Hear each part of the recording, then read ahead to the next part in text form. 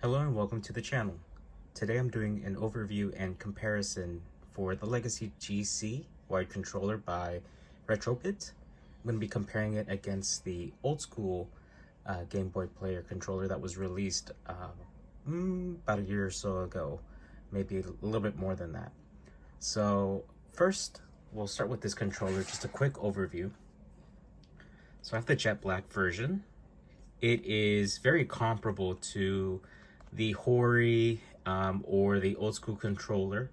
This one is a tad thicker, so it makes gripping the controller a lot more friendlier. The D-pad here is very modern. It's not difficult to press, and it does give you confidence for whatever you want to use it for. So and I'll talk about the D-pad a little bit more when I'm comparing it to the old school, because there's something that I had to do to the old school to make it sort of usable. The face buttons are just as tactile, and then the shoulder buttons. The odd thing about this one compared to the old school, which you'll see in a second, is that the Z buttons are triggers, as opposed to on the old school, it's right here, just like the Hori. So this controller does come with different macros. So you can see here, it also offers a turbo function depending on the button that you want to register that turbo function with. Other than that, this is a very serviceable controller if you're having to play some retro Legacy Collection games for the Gamecube, such as the Mega Man Legacy Collection, Mega Man X, or if you want to play or want to use your Game Boy player on the Gamecube. This is very serviceable. So this was shown off by PNP, and before I ordered that, I had this, or have this, right? So this is the old school controller, and as you can see, it might not be too noticeable, but this one is just a tad thicker and it's a lot easier to hold than this one. This one seems to be a lot more akin to that Hori controller, and the Hori controller felt like, or had the same weight as a Super Nintendo controller. And the old school did also copy the exact same button layout, Z button here, because this is how you get to your start menu or to restart the Game Boy player to swap out games. You press this. The triggers are just fine, but here's the key difference. If you go to old school's website, you'll notice that this is different.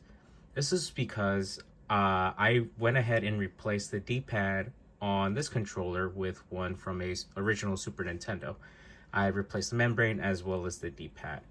The reason I did that is because I was sorely disappointed with the D-pad on this controller.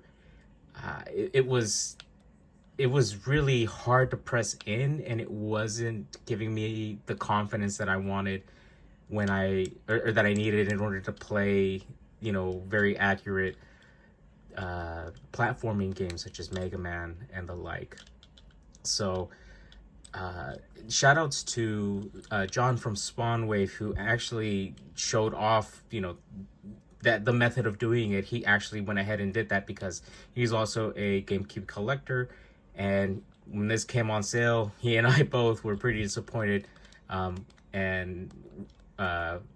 He first showed off how to replace the D-pad, and then there's that. So now let's talk about pricing.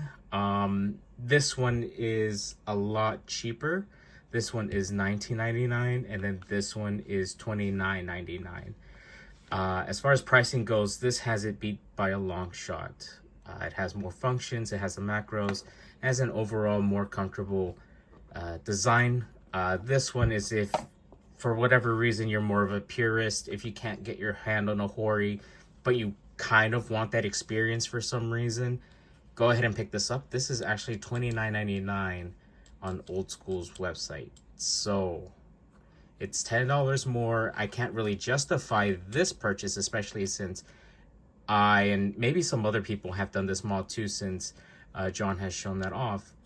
You kind of have to replace this because the D-pad isn't that great on this. As far as on this one, it is very tactile. It does give me the confidence. It does have a little stick in the middle here, and it doesn't give you any false readings. That's something that this didn't have. It didn't really have a pivot joint either, from if I remember correctly.